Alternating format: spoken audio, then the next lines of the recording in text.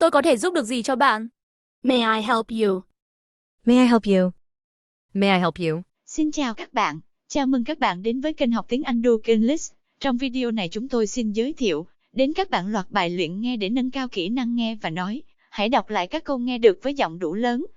Các bạn có thể nghe video này bất cứ mọi nơi mọi lúc. Khi có thời gian rảnh rỗi, hãy tạo thành thói quen nghe và lặp lại ít nhất mỗi lần một ngày. Càng nghe nhiều sẽ càng giỏi, và bạn sẽ thấy được sự tự tin và tiến bộ vượt bậc của mình. Chúng tôi sẽ đọc các câu tiếng Anh nhiều lần, với các giọng đọc khác nhau giúp các bạn lắng nghe và ghi nhớ.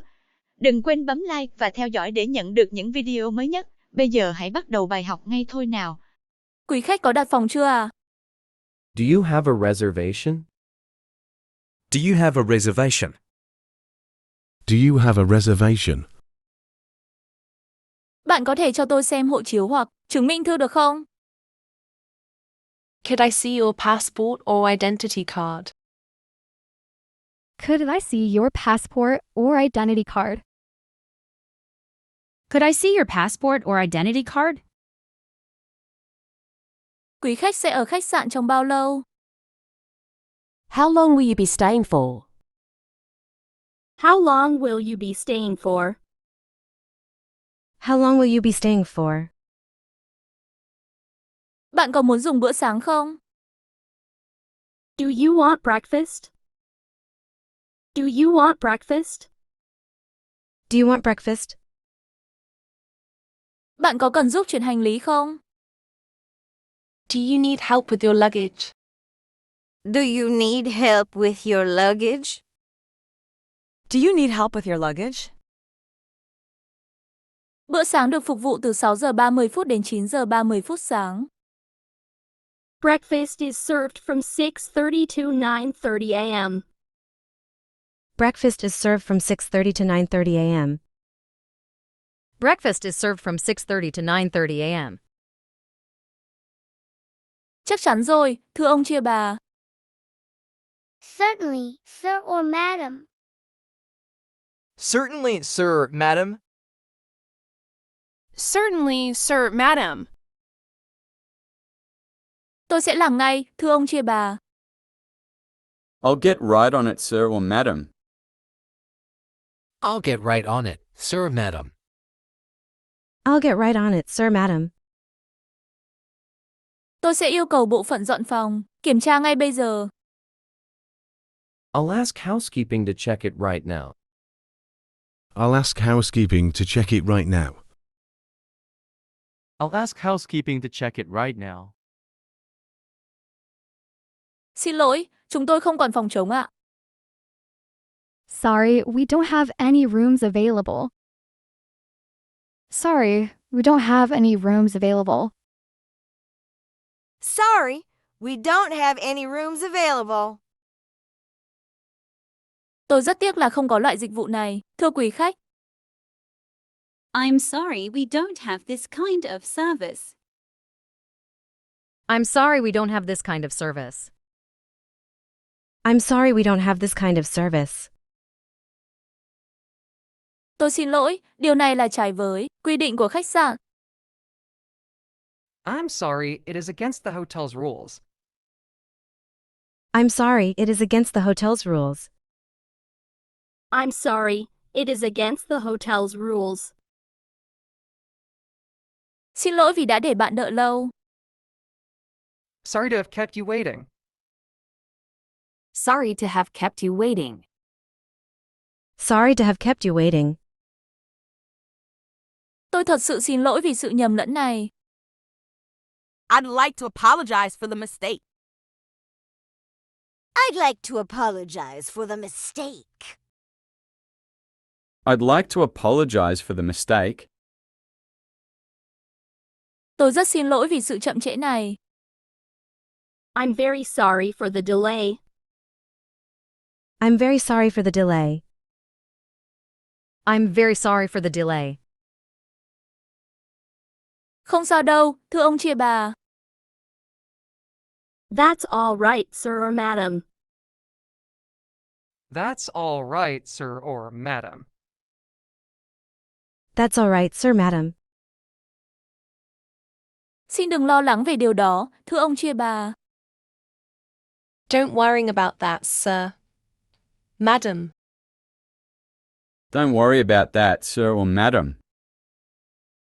Don't worry about that, sir, madam. Đó là niềm vinh dự của tôi. It's my pleasure. It's my pleasure. It's my pleasure. Rất hân hạnh được phục vụ quý khách. I'm glad to be of service. I'm glad to be of service. I'm glad to be of service. Không có gì đâu ạ. You're welcome. You're welcome. You're welcome. Chúc bạn một ngày tốt lành. Have a nice day. Have a nice day. Have a nice day. Chúc bạn một buổi tối tuyệt vời. Have an enjoyable evening. Have an enjoyable evening. Have an enjoyable evening. Chúng tôi hy vọng bạn đã tận hưởng thời gian tại khách sạn. We hope you enjoyed staying with us. We hope you enjoyed staying with us. We hope you enjoyed staying with us. Tôi có cần đặt phòng trước không? Is it necessary to book a room ahead of time? Is it necessary to book a room ahead of time? Is it necessary to book a room ahead of time? Khách sạn còn phòng trống không? Does your hotel have an available room? Does your hotel have an available room? Does your hotel have an available room? Tôi có thể xem phòng được không? Could I see the room? Could I see the room? Could I see the room? Tôi cần trả phòng lúc mấy giờ? What time do I need to check out? What time do I need to check out? What time do I need to check out? Được, tôi sẽ lấy phòng này. Okay, I'll take it. Okay, I'll take it. Okay, I'll take it. Khách sạn có nhà hàng không? Does the hotel have a restaurant? Does the hotel have a restaurant? Does the hotel have a restaurant? Bữa sáng được phục vụ lúc mấy giờ? What time is the breakfast offered? What time is the breakfast offered? What time is the breakfast offered? Tôi có thể trả phòng trễ không? Can I check out late? Can I check out late? Can I check out late? Xin chào, tôi muốn nhận phòng. Hello, I would like to check in. Hello, I would like to check in. Hello, I would like to check in. Đây là chứng minh thư của tôi. Here is my identity card. Here is my identity card. Here is my identity card. Tôi đã đặt phòng trước đó. I have got a reservation. I have got a reservation. I have got a reservation. Điều hòa không hoạt động, xin hãy giúp tôi. The air conditioner doesn't work. Please help me. The air conditioner doesn't work. Please help me. The air conditioner doesn't work. Please help me. Phòng này quá ồn ào. This room is too noisy. This room is too noisy. This room is too noisy. Phòng của tôi chưa được dọn. My room has not been made up. My room has not been made up.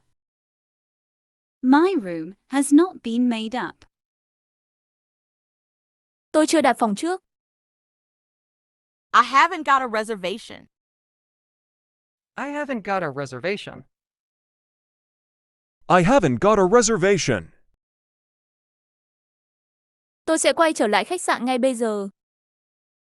I will return to the hotel now. I will return to the hotel now. I will return to the hotel now. Tôi muốn trả phòng. I'd like to check out. I'd like to check out.